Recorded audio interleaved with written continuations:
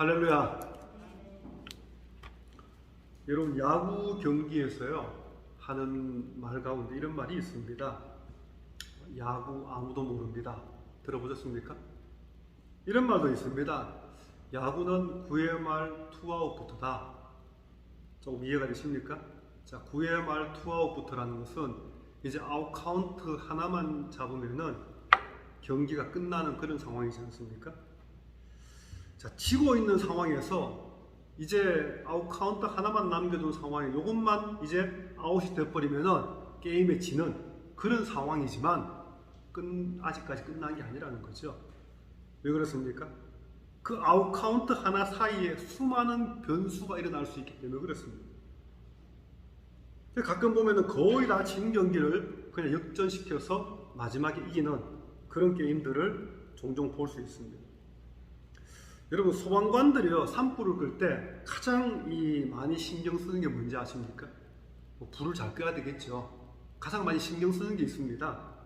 보통 보면 큰 불이 다 정되고 난 뒤에 이 산이라는 곳은 어떻습니까? 겉으로 볼 때는 불이 다 꺼진 것처럼 보여도 안 보이는, 눈에 보이지 않는 잔불이 있습니다. 숨어있는 불들 있죠.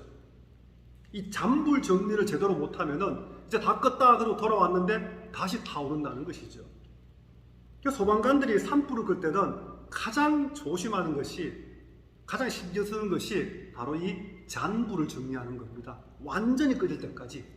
요만큼 남아있으면 그게 살아나거든요.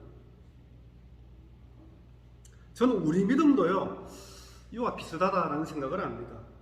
지금 전 세계적으로 많은 성도들이 코로나 때문에 힘겹게 신앙생활을 하고 있지 않습니까?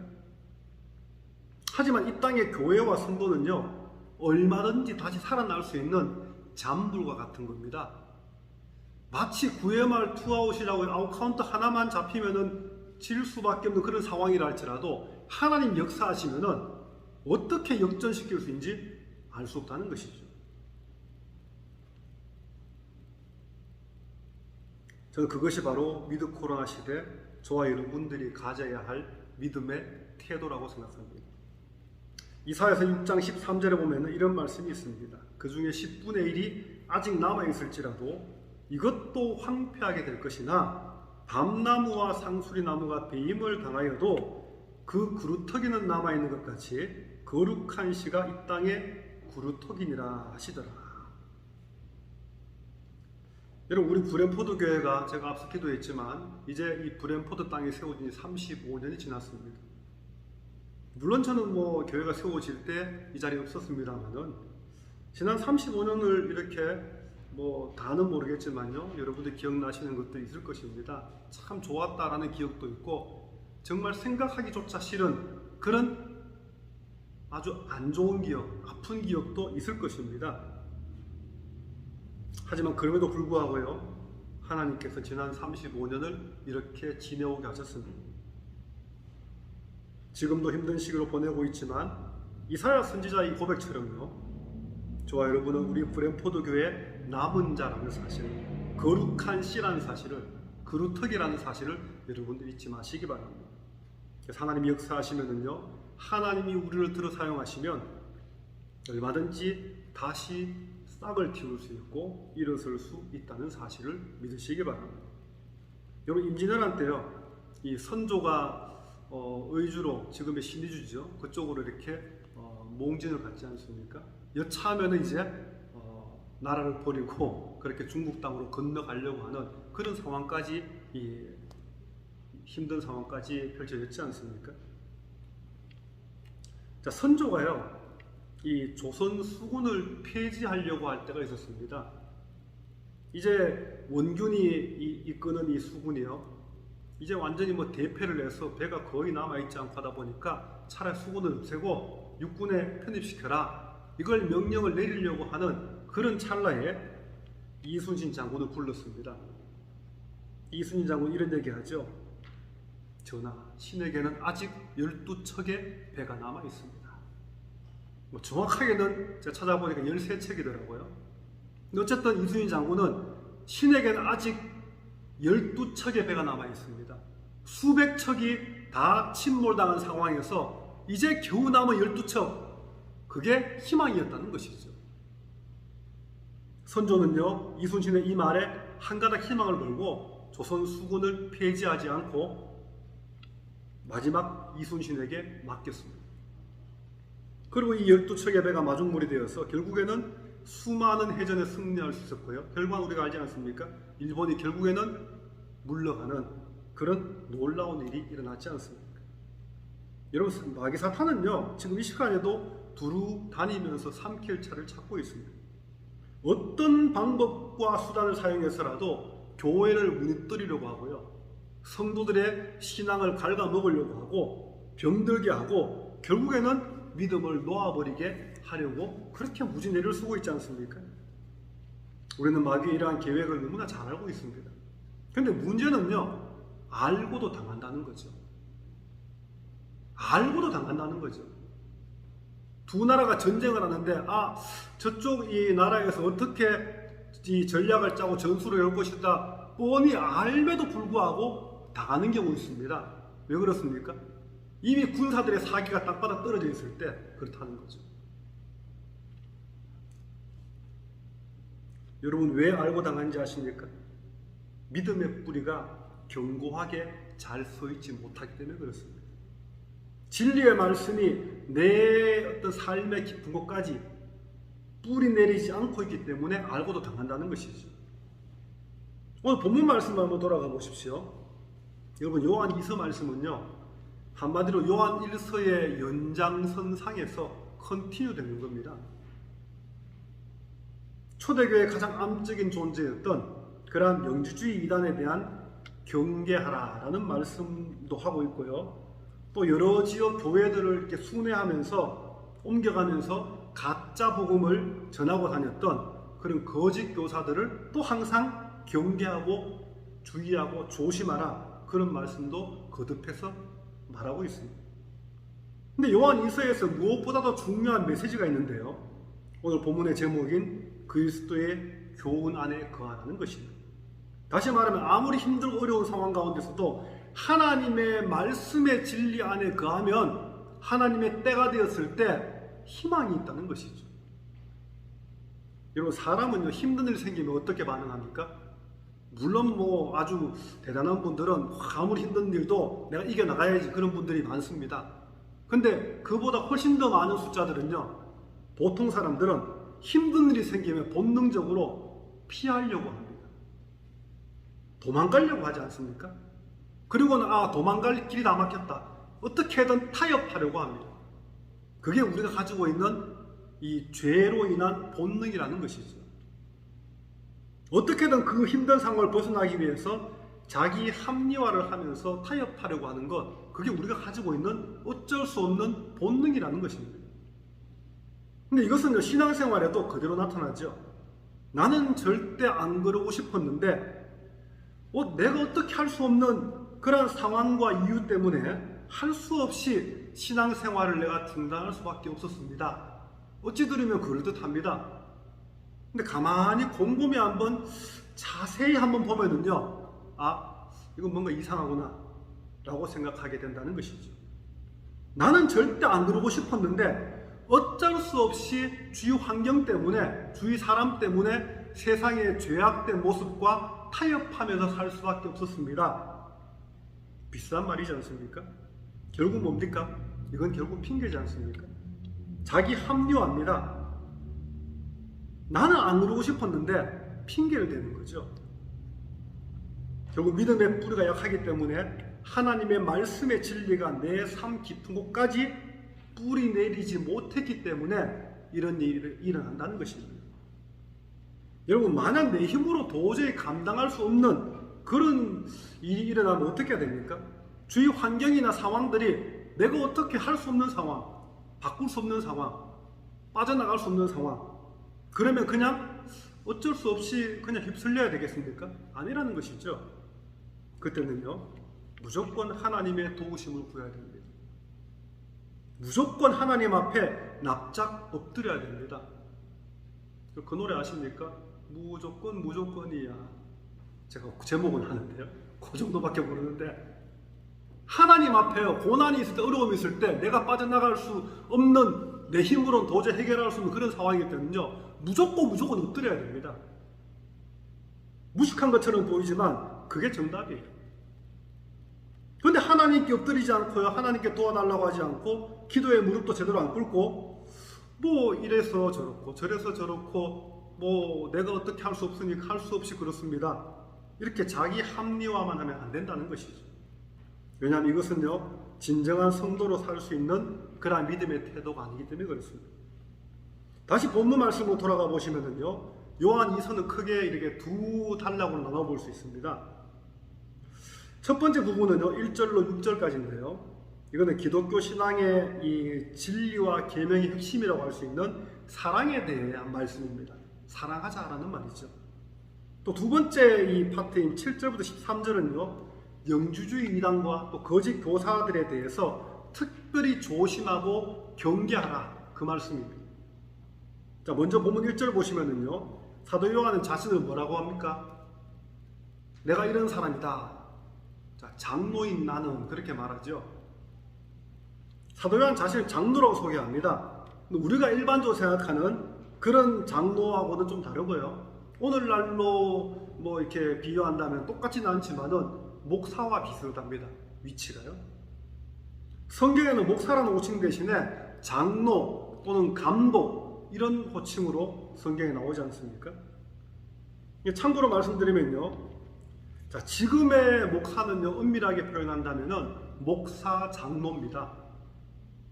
목사 장로. 그리고 그럼 지금의 장로는 은밀하게 표현하면은 칠이 장로. 근데 보통은 줄여서 목사 장로 이렇게 부르지 않습니까? 이 목사는요, 설교와 치리를 함께 담당합니다. 근데 장로는요, 치리만 담당하지 않습니까? 물론 특별한 경우에는 뭐 설교를 담당하는 경우도 있습니다. 일반적으로는 목사는 설교와 치리가 뭡니까? 다스리는 거죠. 교회 행정이라든지 뭐 이 교회 이 모든 제반적인 어떤 그 일들을 어떤 중요한 결정을 할 때라든지 뭐 방향성을 제시한다거나 이런 거 할 때 이제 그걸 치리라고 합니다. 그게 우리가 알고 있는 일반적인 지금의 목사와 장로의 위치지 않습니까? 근데 초대교회의 이 장로라는 것은요, 이 두 가지를 같이 가지고 있는, 지금의 목사나 장로보다 훨씬 더 파워 있고요, 훨씬 더 많은 역할을 감당하는 그런 위치라는 것이죠. 아무튼 사도 요한은요, 자신을 장로로 소개하면서 이 요한 2서의 수신자들, 이 글을 읽는 사람들에 대해서 말하고 있는데, 그들이 누구냐? 택하심을 받은 부녀와 그의 자녀들이라, 그렇게 말합니다. 이 사람들은요, 어떤 특정한 사람을 정해서 말하는 건 아니고요, 확인할 수는 없지만은, 누군지 정확하게 알 수는 없지만은 어떤 일정한 지역의 교회와 성도를 가리킵니다. 정확하게 어떤 지역인지 알 수는 없지만요. 근데 좀 더 큰 의미로, 일반적인 의미에서 볼 때는요, 전체 교회와 모든 성도를 의미합니다. 그래서 넓은 의미로 볼 때는요, 오늘날의 모든 교회와 성도를 향해서 쓴 사도 요한의 편지라, 그렇게 말할 수 있습니다. 근데 사도 요한은 본문에 특별히요, 사랑과 진리를 여러 번 반복하면서 강조하고 있는데요, 다시 말하면 요한 2서의 가장 중요한 키워드가 뭐냐? 바로 사랑과 진리, 이 두 단어입니다. 요한이 말하는 사랑과 진리는요, 영주주의 이단과 여러 이 거짓 교사들의 영적 공격을 가장 효과적으로 막아낼 수 있는 거룩한 방패, 최고의 영적 방패라는 것입니다. 계속해서 2절 보시면은요, 진리는 어떤 특징을 가지고 있는가? 진리가 가지고 있는 특징에 대해서 말하는데요, 진리는 믿음 안에, 믿음의 성도 안에 거함으로 영원히 함께하는 것이라, 그렇게 말합니다. 다시 말하면 진정한 믿음의 성도라면 당연히 진리가 자신 안에 있어야 되고요, 이 진리와 영원히 함께해야 된다, 그 말씀입니다. 여러분, 사도 요한이 말한 진리가 하나님의 말씀을 통해 우리에게 주어졌다, 이 사실을 결코 잊지 마시기 바랍니다. 진리가 그냥 갑자기 그냥 뭐 주어진 게 아니라 하나님의 말씀을 통해 우리에게 주어졌다는 것이죠. 그래서 진리 안에 그 안에 믿음의 성도를 향해서요, 사도 요한은 이렇게 얘기합니다. 은혜와 긍휼과 평강이 함께 있으라. 그렇게 축복의 메시지를 던져주고 있습니다. 이제 본문 4절을 보시면 사도 요한이 가장 기뻤던 것에 대해서 말하는데요. 난 이게 제일 기뻤다. 그것은 바로 교회가 거짓 교사들 때문에 어려움에 처해 있을 때 소수의 몇몇 성도들은 진리와 사랑 가운데 있었다. 그 말씀입니다. 많은 성도들이 그 거짓 가르침에 그 유혹에 넘어가 버렸는데 그래도 그 유혹의 가르침에 넘어가지 않고 끝까지 진리를 지켰던 그 소수의 사람들 때문에 나는 너무 기쁘다. 그게 바로 사도 요한의 그런 고백입니다. 여러분, 거짓 교사의 유혹에도 결코 넘어가지 않고요, 끝까지 복음을 지켰던 그 소수의 남은 자들 때문에 사도 요한은 그 어떤 것보다 기뻐하노라. 그렇게 말합니다. 왜냐하면 지금은 비록 진리 안에 간 성도가 소수에 불과하지만 결국에는 이들로 인해서 초대교회가 다시 일어설 수 있기 때문에 그렇습니다. 여러분, 어떤 공동체는요, 그 공동체를 움직이는 사람은 대부분 다수가 아니라 소수입니다. 대부분의 공동체는 그렇습니다. 소수의 앞에 있는 리더들을 통해서 거의 모든 공동체가 움직여지지 않습니까? 교회도 마찬가지입니다. 물론 어떤 중요한 어떤 결정을 할 때, 큰 결정을 할 때는 다 같이 모여서 의견 수렴해서 또 하기도 합니다. 하지만 교회의 어떤 방향성을 결정하는 것이나 뭐 그런 부분에 대해서는 대부분은요, 어떤 정책을 짠다든지 이런 것들은 대부분 소수의 헌신된 리더 그룹에서 그렇게 이루어지지 않습니까? 왜 그렇습니까?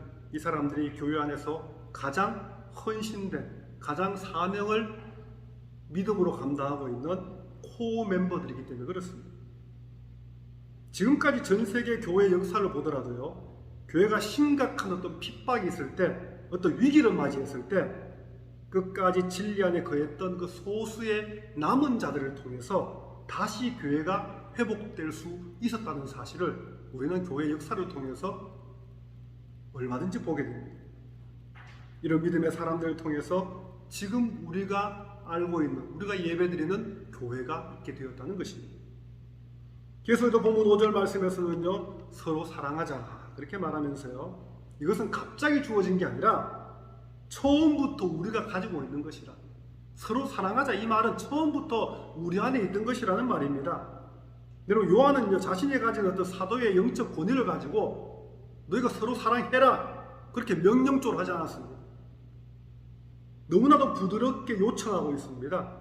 그러면서 요한 자신도요, 나도 같이 할 테니까 우리 같이 사랑하자 그렇게 말합니다. 여기서 사도 요한이 가지고 있는 리더십의 특징을 볼 수 있는데요, 바로 왜 요한이 사랑의 사도로 불리게 되었는지를 볼 수 있습니다. 요한의 리더십은요, 이 감성 리더십이라고 그러죠. 사람의 마음을 움직이는 것, 또 사랑의 리더십입니다. 따뜻한 리더십이라 할 수 있습니다. 이 리더십이 사실은 제일 힘들고 어려운 리더십이기도 합니다. 그냥 카리스마를 가지고 그냥 막 권위를 가지고 따라와라 이런 리더십은요, 오히려 쉬운 리더십이거든요. 근데 마치 물과 같이 모든 걸 품을 수 있는 그런 리더십은 참 어려운 리더십입니다. 그런데 이 사도 요한 리더십이 바로 그런 리더십이었다는 것이죠. 사도 요한은요, 사랑의 실천이라고 하는 것은 그리스도인이 되는 순간부터 주어진 그러한 의무요 책임이라고 그렇게 말합니다. 마땅히 감당해야 되는 계명이 바로 이 사랑의 실천이다. 이거는 선택사항이 아니라는 거죠. 무조건 내가 예수 그리스도의 사람이 되었다면, 믿음의 사람이 되었다면 무조건 감당해야 될 의무가 바로 이 사랑의 실천이다. 그렇게 요한은 우리에게 교훈해주고 있습니다. 이제 본문 6절 말씀 보시면은요, 이 사랑과 계명이 과연 무엇인가에 대해서 말하고 있는데요, 여기서 분명히 알아야 될 것이 있습니다. 사랑이라고 하는 것과 계명이라고 하는 것이 따로 뚝 떨어져 있는 게 아니라는 거죠. 서로 하나라는 겁니다. 다시 말하면 하나님에 대한 사랑은요, 반드시 하나님의 계명에 대한 순종을 통해 이루어집니다. 무슨 말입니까? 내가 하나님을 사랑한다. 그럼 하나님 우리에게 지키라고 하신 그 말씀을 기꺼이 순종하면서 지킬 때 그게 하나님을 사랑하는 거라는 거죠. 말은 하나님을 사랑한다, 마음은 하나님 사랑한다 그러는데 하나님 주신 말씀은 잘 안 지킨다. 그러면 말과 행동이 따로 노는 진짜 사랑이 아니라는 것이죠. 계명 또한 그 본질은요, 순종을 통한 행함을 통해서 이루어진다는 사실을 말합니다. 결국 사랑과 계명이라는 것은요, 따로 떨어질 수 없고요, 서로 연결되어 있는 것이고, 이 두 가지는 순종을 통해 이루어진다. 사도 요한은 그런 말씀하고 있습니다. 이제 본문의 두 번째 단락인 7절로 13절을 보시면은요, 앞서도 말했지만 이 7절로 13절 말씀은요, 영주주의 이단, 가장 암적인 이단이었죠. 또 거짓 교사들, 이들을 특별히 경계해야 된다. 그냥 단순히 조심하라 이게 아니라 인사조차 하지 말라. 본문 7절에 보면은요, 미혹하는 자가 세상에 많이 나왔는데 이들은 예수님의 성육신을 부인하는 자들이고 적그리스도라 그랬습니다. 이 말씀은 초대교회 최고의 암적 존재, 이 영지주의 이단을 염두에 두고 한 말입니다. 저 암적인 존재, 가만히 두면 교회가 다 그냥 병들고 무너질 수밖에 없는 저 영지주의 이단들 가만히 두지 말라는 거죠. 여기서 발견할 수 있는 중요한 한 가지 사실이 있는데요, 그것은 바로 미혹하는 자가 세상에 많이 나왔다는 겁니다. 많이. 적지 않다는 거죠. 오히려 끝까지 진리 안에서 믿음을 지키는 진정한 성도가 오히려 소수가, 이런 의미입니다. 여러분, 다수가 옳다, 민주주의의 이론은 그렇지 않습니까? 민주주의의 가장 기본은 다수결의 원칙입니다. 다수가 찬성을 하면은 그게 옳은 게 되는 거죠. 그쪽으로 모든 이 방향이 가게 됩니다. 민주주의의 맹점 가운데 하나거든요. 근데 가끔 보면은요, 다수가 찬성을 했는데 그게 옳은 길이 아니에요. 우리 분별력이 필요합니다. 영적 원리와 민주주의가 거의 비슷하기는 하지만은 때로는 악한 것에 다수가 몰려있을 때도 있다는 것이죠. 다수가 몰려있다고 해서 그게 우리가 따라가야 될 길이냐? 아닌 경우도 있다는 것입니다. 진리 문제에 있어서만큼은요. 때로는 지극히 소수가 진리편에 서 있을 때 거기에 하나님이 역사하신다는 사실을 사도 요한은 말해주고 있습니다. 영주주의 단들과 또 여러 지역 교회들을 돌아다니면서 가짜 복음을 전하던 그 거짓 교사들의 그 영적 유혹에 넘어가서 믿음을 잃어버렸구나, 또 영적 질병에 빠진 사람들이 사실 너무나 많았을 때가 바로 이 초대교회의 그러한 모습이었습니다. 근데 아이러니한 것은요, 이들 소수의 진정한 믿음의 사람들을 통해서 언제나 교회는 다시 회복되어져 왔다는 사실입니다. 결국 하나님이 그 거짓 교사 유혹에 빠졌던 다수들을 하나님이 정리시키시고 그 믿음을 지켰던 진리 안에 거했던 그 소수의 사람들을 통해서 남은 자들, 그 거룩한 씨와 같은 그루터기 같은 그 사람들을 통해 다시 교회를 새롭게 리빌딩 시킨 것이 하나님의 영적 원리라는 것이죠. 우리는 어떤 상황 속에서도요, 아무리 힘들고 어려운 상황 속에서도 복음의 진리 안에 기꺼이 서 있어야 됩니다. 왜냐하면 그곳에서 하나님이 역사하시기 때문에 그렇습니다. 계속해서 보면 8절 보시면 너희는 스스로 삼가 우리가 일한 것을 잃지 말고 오직 온전한 상을 받으라, 그런 말씀하죠. 만약 거짓 복음을 가지고 미혹하는 그 거짓 교사들의 유혹에 넘어가게 된다면은, 만약 그렇게 된다면은 지금까지 나를 비롯한 수많은 믿음의 사람들, 믿음의 선지자들, 하나님의 사람들이 순교하면서까지 그 지키려고 했던 그 십자가의 복음을 너희들이 다 무거품으로 만든다. 그 모든 수고를 다 그냥 의미 없게 만들어 버리지 않느냐. 그거 잊지 말라, 그런 말씀입니다. 자신이 과연 그리스도의 교훈 안에 거하고 있는지를 날마다 체크하면서 순종의 삶을 살기만 하면 마침내 온전한 상이 주어진다. 바로 영생의 은혜가 주어진다는 말씀을 합니다. 그래서 본문 9절에서는 지나쳐 그리스도의 교훈 안에 거하지 아니한 자는 다 하나님을 모시지 못한다고 있습니다. 이것은 진리를 넘어가서 지나치게 나가게 되면 결국 하나님과 동행하는 삶을 살지 못하게 된다는 겁니다. 진리 안에 있어야지 진리를 넘어가 버리면 안 된다는 것이죠. 근데 본문 10절에서는요, 그리스도의 교훈 안에 거하지 않는 자들이 가까이 다가오던 그들을 집에도 들이지 말고 인사도 하지 말라. 좀 심하지 않습니까? 또 11절에서는 심지어 그에게 인사하는 자는 악한 일에 참여하는 자라 한 발짝 더 나가지 않습니까? 많은 성도들이 굳이 이렇게까지 해야 될까? 그런 생각할 수도 있을 것입니다. 이거는요, 권유도 아니고 요청도 아닙니다. 무조건 하라는 명령입니다. 사도 요한이 아무리 감성 리더십, 아무리 따뜻한 리더십, 아무리 부드러운 사랑의 사도라 할지라도 진리를 허무는 이 일에 있어서만큼은 아주 강력하게 명령하고 있다는 것이죠. 왜 갑자기 이렇게까지 강하게 말할까? 이거는 진리 문제와 관계된 것이기 때문에 그렇습니다. 그래서 그리스도인 공동체, 다시 말하면 교회 공동체가 미혹한 자들 때문에 교회와 성도를 무너뜨리려고 하는 그 거짓 교사들을 공식적으로 환대하는 행위를 해서는 절대 안 된다. 그런 말입니다. 이 말했다고 해서 예를 들어서 우리가 사회에서 살아가면서 일상생활에서 교회 욕하는 사람들, 기독교 욕하는 사람들하고 상종하지도 말고 그 사람 적그리스도니까 상종하지 사탄의 자식이니까 이런 말이 아닙니다. 그분들은 몰라서 그러는 거죠. 개인적으로 어떤 무조건 배척하나 그런 의미가 아니에요. 이거는 교회가 공식적으로 공적으로 환영해서는 안 된다는 겁니다. 이거는 사적인 의미가 아니고요, 공적인 의미입니다. 왜냐하면 아무리 악한 사람이라도 그들은요, 복음을 전해야 될 대상이고 구원받아야 될 대상이고 전도의 대상입니다. 아무리 교회를 악하게 핍박하는 사람이라 할지라도요, 그 사람은 복음을 통해 바뀌어야 되는 사람입니다. 하지만 교회가 나서서 공적으로 환영해서 안 된다는 것이죠. 예수님의 성육신을 부인하는 영주주의 이단과 거짓 복음을 가르치는 거짓 교사들을 교회가 공적으로 환대하는 것은 그들이 악한 일에 동참하는 것임을 잊지 말라는 것입니다. 요즘 대부분 한국 교회 가면은요, 교회 문 앞에 이렇게 팻말로 붙여놨습니다. 혹시 아십니까? 무슨 글이 붙어 있는지? 딱 일곱 글자입니다. 글자 수로. 교회마다 다 붙어 있어요. 웬만한 교회들은. 신천지 출입 금지.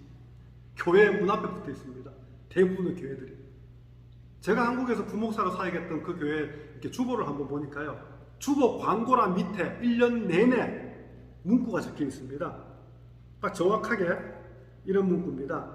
신천지 및 이단은 교회 출입을 금합니다. 여러분, 교회는요, 만민의 기도한 집이라 그랬습니다. 누구나 오픈되어 있어야 되겠죠.